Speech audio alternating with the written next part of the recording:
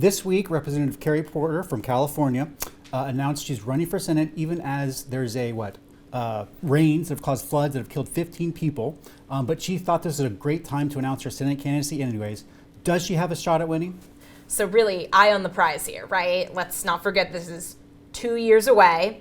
And also, the elephant in the room is that Dianne Feinstein, who will be 91 on Election Day, she has not announced that she's not running again, right? Her paperwork is filed, and she said that it's an open question and she'll decide.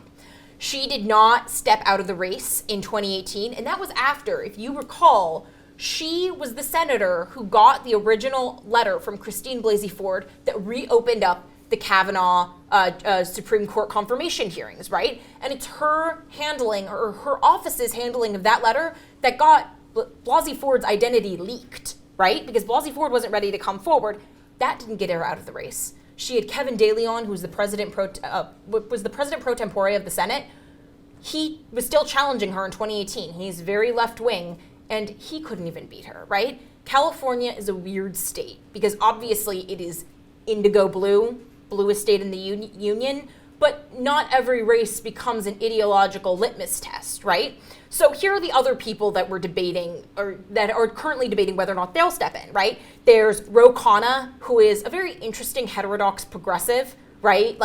But cares a lot about combating a lot of Silicon Valley power, right? But was found in the Twitter files to have contacted Twitter after they were silencing the Hunter Biden story, saying that it wasn't really in accord with their want to promote free speech, right? There's also Barbara Lee, who, while she is very old, she's in her 70s, she was also a Kamala Harris loyalist. And this is the race where Kamala Harris can make or break it, right? Because she has immense fundraising power in this state. There's also Adam Schiff, HHS Secretary Xavier Becerra. My dark horse would be Mayor London Breed of San Francisco, but she's probably too reasonable to ever win that election. The other thing throwing a wrench into all of this, California has a jungle primary, which means that it winds up, in effect, being two Democrats who go to the final ballot, right? So let's say Feinstein steps out. That's still a big if. Could be Katie Porter versus Barbara Lee. Katie Porter versus Ro Khanna. Will California want to give it to a white woman from SoCal when a lot of California leadership comes from the Bay Area? That is a real phenomenon there. Was the timing of this very effective? Not really, unless if you're Katie Porter, whose entire career has been built up by political donations, right? She had the 5th highest most donations for any House race in the last midterm cycle. And my guess would be that's her angle here. I see with the jungle primary, I think you could actually get a Republican coming in second here. Because normally with the jungle primary so far so far since they've had it, it's been 2 Democrats facing off in the general. But if you have everyone else divided, I think you could easily see one Republican getting on the general election ticket. He'll get crushed. He or she will get crushed in the primary. I mean the general. But I think you could see him survive the primary. Who among those, if you had to put your money on it today, who among those do you think would be the nominee? So London Breed is who I'd want. Ro Khanna is the person who I think who could win. It would be ideologically interesting, and it would probably be good for Democrats, right, to have another Asian American senator. That's the seat that Kamala Harris voided. And could there be a Republican in that primary if Democrats are smart about coalescing around one candidate?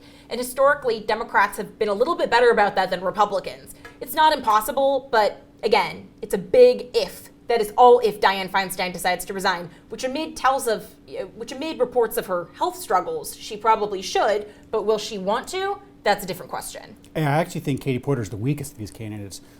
Snoop Dogg has his OGs, original gangsters. I think Katie Porter's an okay. She's the original Karen, right? I mean, if you look at why she fired that staffer, it's because they didn't follow the right rules with COVID protocol, and then she came down on them like a ton of bricks and fired him. She just seems like a very bossy personality that I think is going to turn people off. No, I think she's fine on MSNBC primetime. Does she appeal to the Central Valley farmers? Does she appeal to the, Romney Hillary voters, Romney Biden voters? I don't think so.